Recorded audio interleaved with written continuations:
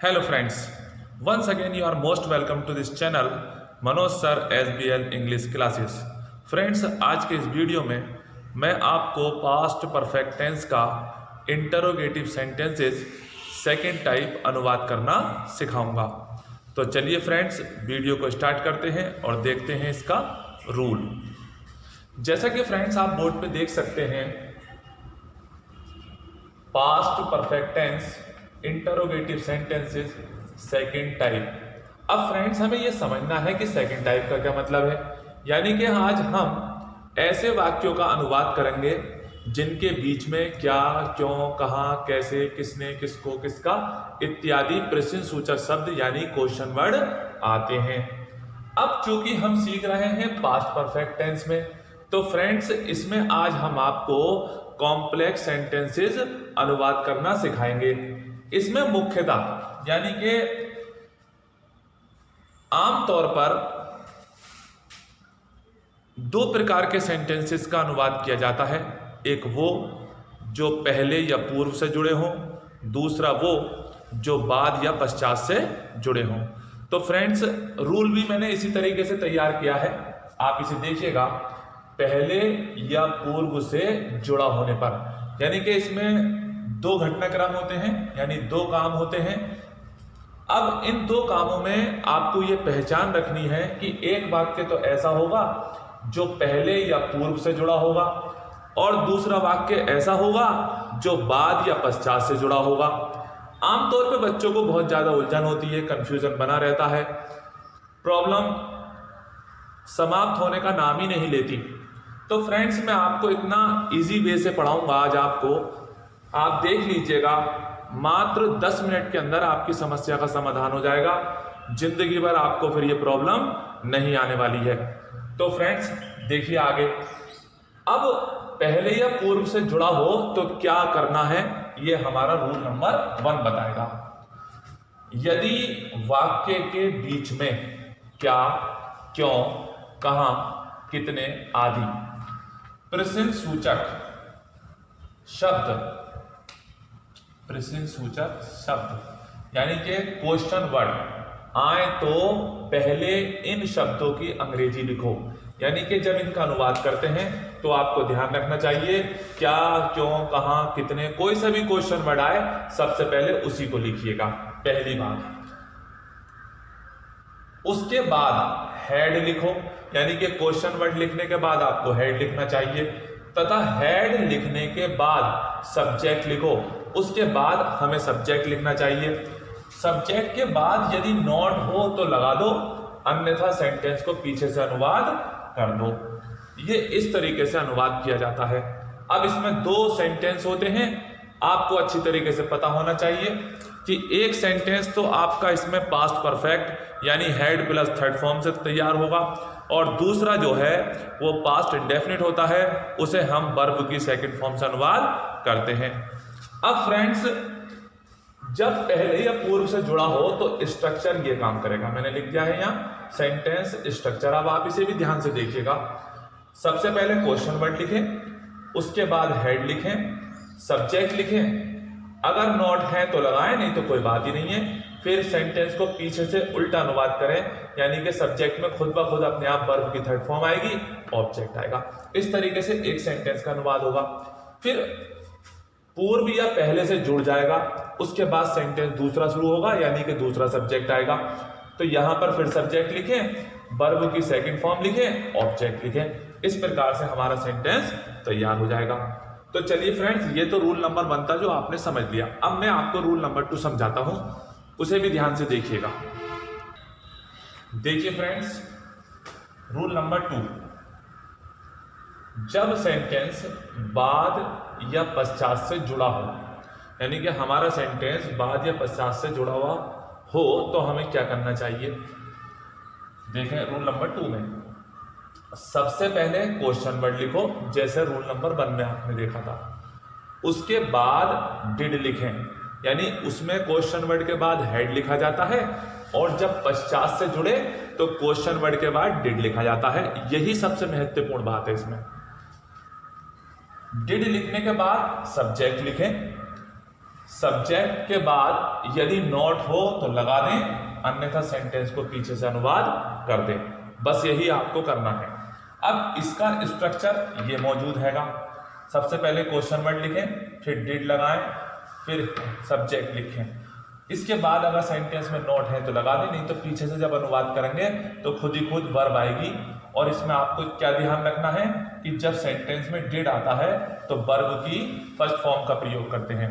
Past indefinite का negative आपने पिछले वीडियो में देख रखा है मुझसे, तो आप उस वीडियो को ध्यान से देखें, आपको पता चल जाएगा पास्ट इंडेफिनिट का नेगेटिव या इंट्रोगेटिव हम कैसे अनुवाद करते हैं। तो आप यहां पर इतना ध्यान रखिएगा, जब सेंटेंस में डिड लगेगा तो वर्ब की फर्स्ट फॉर्म आएगी। उसके बाद ऑब्जेक्ट, अगर अदर वर्ड हो तो कर दीजिएगा, वरना तो ऑब्जेक्ट तक सेंटेंस पूरा हो जाता। उसके बाद सेंटेंस में बाद या पश्चात से जोड़ दीजिएगा आफ्टर लगा करके, फिर सेंटेंस को दोबारा शुरू कीजिएगा और पहले सब्जेक्ट लिखें, फिर हेड लिखें, फिर वर्ब की थर्ड फॉर्म और ऑब्जेक्ट लिखें। यानी कि कुल मिला के दो ही प्रकार हैं, पास्ट परफेक्ट और पास्ट इंडेफिनिट। उन्हीं का हम इसमें प्रयोग करेंगे, तीसरी चीज बीच में नहीं आएगी। अब देखिए फ्रेंड्स, ये हमने पहला और दूसरा रूल समझ लिया। अब हम एग्जाम्पल से इन बातों को समझेंगे और उम्मीद करते हैं फ्रेंड्स कि आपकी कोई भी प्रॉब्लम या कोई भी डाउट नहीं बचेगा। बस फ्रेंड्स, मैं एक हम्बल रिक्वेस्ट आपसे करना चाहता हूं कि अगर आपको ये वीडियो पसंद आता है तो प्लीज़ चैनल को सब्सक्राइब कर लें, वीडियो को लाइक करें और इस वीडियो को अपने फ्रेंड्स को भी शेयर करें, ताकि उनकी भी प्रॉब्लम समाप्त हो जाए या उनके भी डाउट क्लियर हो जाए। तो चलिए फ्रेंड्स, अब मैं एग्जाम्पल्स लेता हूं। देखिए फ्रेंड्स, पहला एग्जाम्पल,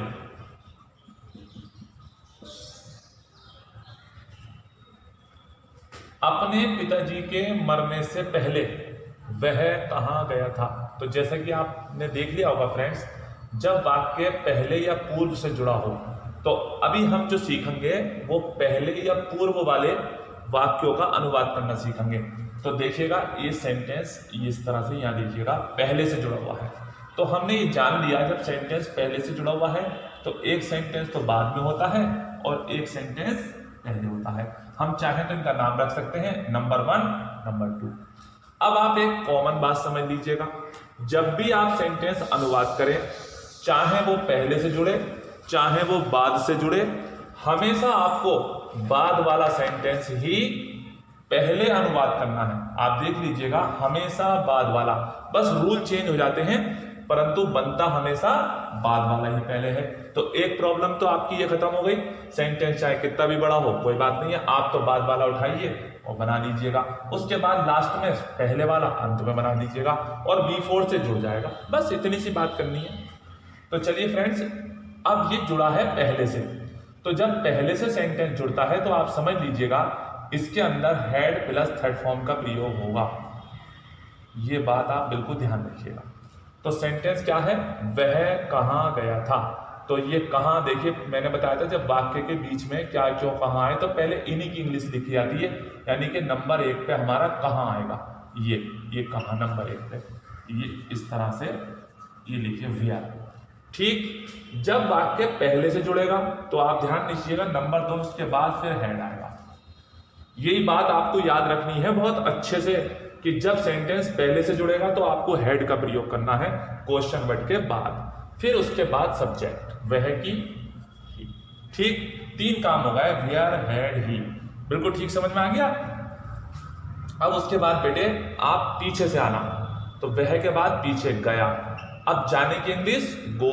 अब हम ये बात जानते हैं, पास्ट परफेक्ट हमने पहले भी पढ़ रखा है कि पास्ट परफेक्ट में हमेशा वर्ब की थर्ड फॉर्म आती है, यानी हेड के साथ हमेशा ही थर्ड आती है। तो यहां पर आपको गया की यानी गो की थर्ड फॉर्म गॉन लिखनी है, ये देखिएगा। चाहे कोई सी भी वर्ब हो पर आपको लिखनी हमेशा थर्ड ही है। तो वेयर, हेड, ही, गॉन, एक सेंटेंस पूरा हो गया। अब उसके बाद जोड़ लगा दो, पहले B4, ये देखिएगा हो गया B4। अब B4 के बाद एक सेंटेंस हमारा आगे रखा है, अपने पिताजी के मरने से, यानी कि जब उसके पिता मर गए, तो उसके पिता के मरने से पहले हुआ। यहां अपने का मतलब उसके समझिएगा, हिज फादर। ये देखिएगा हिज फादर, और मरने की डाई होती है फर्स्ट फॉर्म। अब ये है पास्ट इंडेफिनिट, इसके अंदर आप याद रखिएगा हमेशा सेकंड फॉर्म आती है। तो यहाँ पे आपको सेकंड फॉर्म और यहाँ पे आपको थर्ड फॉर्म, बस ये दो ही तो चीजें हैं, एक बार थर्ड एक बार सेकंड, एक बार सेकंड एक बार थर्ड। तो अब आपको टेंस के मुताबिक ये रूल समझने होते हैं। तो यहाँ पर अब यहाँ पर सेंटेंस अफर्मेटिव है, तो हिज फादर मरने की सेकंड फॉर्म डाइड, डाई की सेकंड फॉर्म डाइड। ये देखिएगा इस तरीके से करना होता। तो पूरा सेंटेंस पढ़ ले, where had he gone before his father died. तो ये तो आपने सीखा कि पहले से कैसे जुड़ा, पहले से जुड़ा तो कैसे अनुवाद हुआ। अब हम सीखते हैं कि बाद से जुड़े तो कैसे अनुवाद करना चाहिए। चलिए मैं एग्जाम्पल लिखता हूं। देखिए फ्रेंड्स, जब वाक्य बाद या पश्चात से जुड़ा हो, यानी अभी हमने सीख लिया पहले और पूर्व से जुड़ा, अब हम सीखेंगे बाद या पश्चात से जुड़ा हो। तो कैसे करेंगे इसका अनुवाद। डॉक्टर साहब के जाने के बाद रोगी ने क्या खाया था। तो देखिएगा हम पहले अपनी पहचान पे आते हैं, सेंटेंस बाद से जुड़ा हुआ है पहली बार।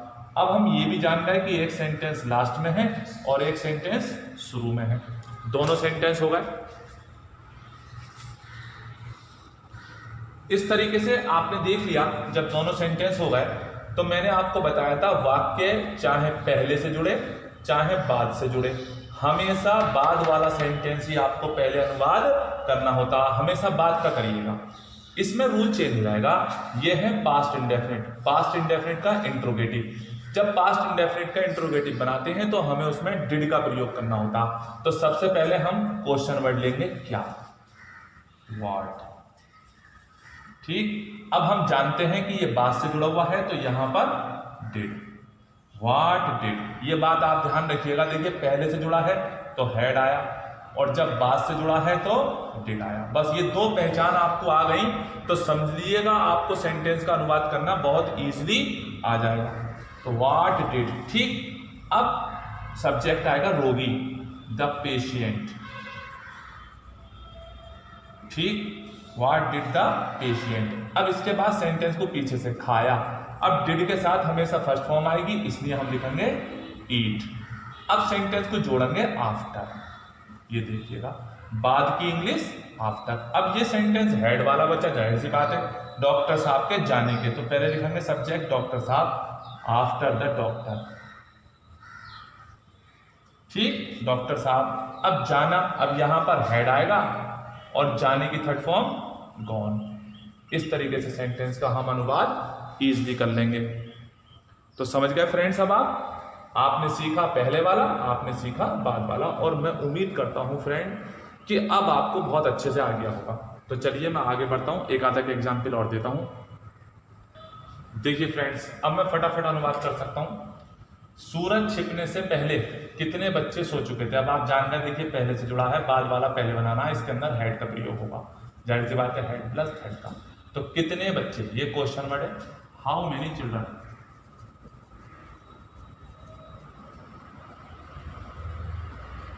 अब सो चुके थे, हैड स्लेप्ट, ठीक। अब जोड़ देंगे पहले से, बिफोर। अब आप सारी बात समझ गए, समय बच जाएगा, मैं जल्दी जल्दी कर देता हूं। बिफोर, सूरज छिपने से, बिफोर द सन, ये हुआ सब्जेक्ट, और छिपने की सेकंड फॉर्म भी सेट ही होती है, तीनों फॉर्म में सेट सेट सेट ही है। तो सेंटेंस तैयार हो जाएगा, how many children had slept before the sun set. अब आप देख लीजिए, जब पहले से जुड़ा है तो हेड का प्रयोग हुआ इसमें पहले, बाद से जुड़ता तो यहाँ पे डिड का प्रयोग होता और फर्स्ट फॉर्म का प्रयोग होता। चलिए मैं अगला एग्जाम्पल देता हूँ फ्रेंड। देखिए फ्रेंड्स, खाना खाने के बाद पिताजी दफ्तर क्यों नहीं गए थे। तो देखिए बाद से जुड़ा हुआ है और एक ही व्यक्ति, उसी ने खाना खाया है, वही व्यक्ति दफ्तर भी गया है। तो यहाँ पर हम बाद वाला सेंटेंस पहले लेंगे, बाद से जुड़ा हुआ है, इसमें डिड का प्रयोग होगा। तो पहले क्वेश्चन वर्ड देते हैं, जैसे कि नियम है, क्यों, वाई, और उसके तुरंत बाद ही डिड लगाइएगा। फिर सब्जेक्ट लीजिएगा फादर, वाई डिड फादर। अब नॉट भी है इसमें नहीं, तो यहाँ सब्जेक्ट के बाद नॉट लगाइएगा, फिर पीछे से उल्टे आइएगा, गए, डिड के साथ फर्स्ट फॉर्म जाने की, go to office, go to office. अब जोड़िएगा आफ्टर, यहां पर खाना खाने का, अब इसमें हेड आएगा, after he had eaten the food, why did father not go to office after he had eaten the food. तो इस तरीके से फ्रेंड्स हमें इसका अनुवाद करना चाहिए। अब मैं आपको कौन वाले और बता दूं, एक कौन वाला जो पहले से जुड़े और एक कौन वाला जो बाद से जुड़े। देखिए फ्रेंड्स, सेंटेंस इस प्रकार है, मेरे पहुंचने से पहले तुम्हारे घर में कौन घुस गया था, यानी किसने प्रवेश कर दिया था। देख लें, सेंटेंस पहले से जुड़ा हुआ है, ये बाद में बनेगा और ये वाला पहले बनेगा। घर में, तुम्हारे घर में कौन घुस गया है, तो पहले कौन लीजिएगा, हु।